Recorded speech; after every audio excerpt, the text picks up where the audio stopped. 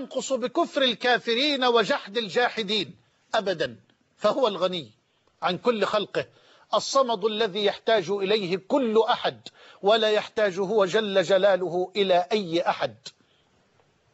ومن هنا إذا كان ذلك كذلك وتقرر هذا وتأصل هذا، فاسمع إلى هذا النداء قبل الأخير: يا عبادي لو أن أولكم وآخركم وإنسكم وجنكم قاموا في صعيد واحد في مكان واحد فسألوني، انظر، فسألوني، ولم يحدد المسألة جل جلاله، لم يحدد مسألة كل سائل، ولم يحدد قدرها ولا مقدارها ولا نوعها، وإنما أطلق المسألة فسألوني من لدن آدم إلى آخر رجل تقوم عليه الساعة، بل الجن الذي لا يحصي عددهم إلا الله.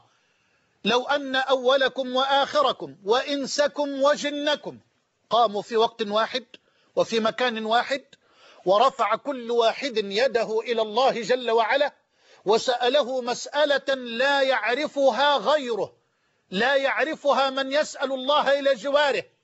هل نظرت معي إلى عباد الله في عرفات؟ هل نظرت معي إلى هذه الملايين وهي جزء يسير جدا من خلق الخالق ومن عباده من أول آدم إلى قيام الساعة؟ لا شيء، إنما هي ذرة في محيط أو قطرة في بحار، لا شيء، ملايين. لكن انظر إلى هذا المشهد في عرفات، والكل قد رفع كف الضراعة إلى رب الأرض والسماوات، هذا يخاطبه بلغته وذاك يناجيه بلسانه، هذا يخاطبه بالعربية وهذا بالإنجليزية وهذا بالفرنسية وهذا بالألمانية وهذا بالفارسية وهذا بالهندية وهذا، وسبحان من لا تختلف عليه اللغات ولا تشتبه عليه الأصوات ولا ينقطع عطاؤه ولا ينفد ما عنده. يا الله، سبحان من لا تشتبه عليه الأصوات ولا تختلف عليه اللغات ولا ينتهي عطاؤه ولا ينقطع مدده ولا يمنع سائلا سأله، بل يعطي كل واحد مسألته ولا ينقص ذلك أبدا مما عنده.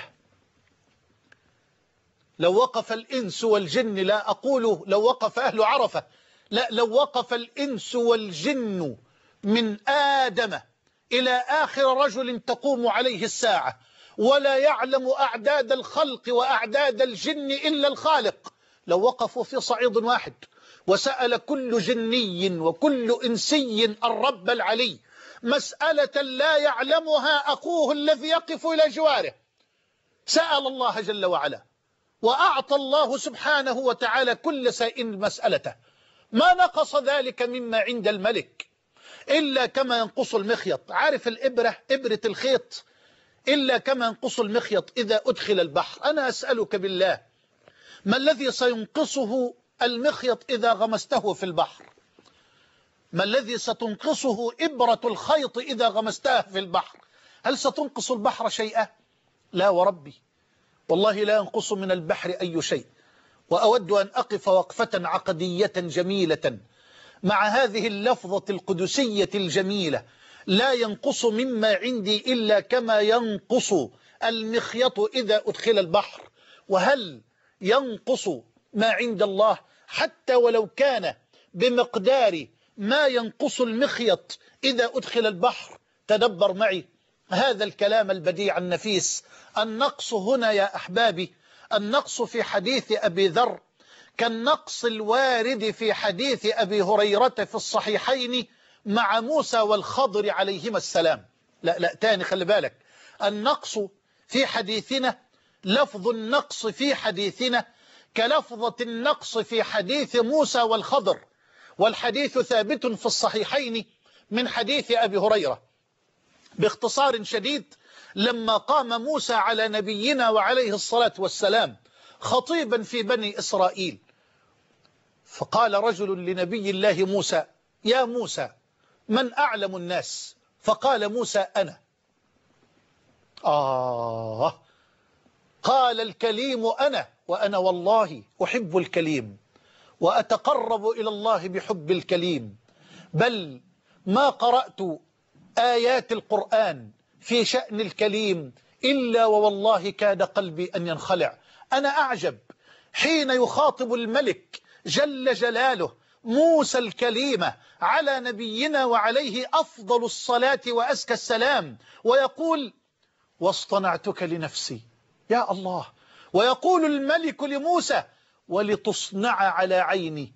إلى هذا الحد، إلى هذا الحد. نعم، يجب علينا أيها الأحبة أن نعظم أنبياء الله وأن نجل رسل الله، وألا نخاطبهم بمثل ما يخاطب به بعضنا البعض، أو أن ننادي عليهم بمثل ما ينادي أحدنا على أخيه. لا، هؤلاء صفوة الخلق، هؤلاء أحباب الحق تبارك وتعالى. يقول ربنا لموسى واصطنعتك لنفسي، ويقول له جل جلاله ولتصنع على عيني. ومع ذلك يسأل موسى أي الناس أعلم فيقول أنا، ولم يرد العلم إلى الله، وفوق كل ذي علم عليم. فعتب الله عليه. إيه وربي، النبي قال كده، قال فعتب الله عليه إذ لم يرد العلم إليه. الله الله، يا ريت نتعلم ونتأدب ولا يغتر واحد منا بما عنده. والله ما عندنا شيء، والله ما عندنا شيء، والله لا نملك شيئا، ونحن فقراء إلى الله في كل شيء. والله لا أنطق الآن بكلمة إلا بفضله وإلا بتوفيقه. والله لا تخرج كلمة من لساني إلا إذا أعانني الملك على إخراجها ووفقني لإخراجها. اللهم لا تستخرج منا إلا ما يرضيك عنا، وإلا ما يدل الخلق عليك بحق يا أرحم الراحمين. فعتب الله عليه إذ لم يرد العلم إلى الله. خلي بالك بقى. وأوحى الله إليه يا موسى إن عبدا من عبادي هو أعلم منك.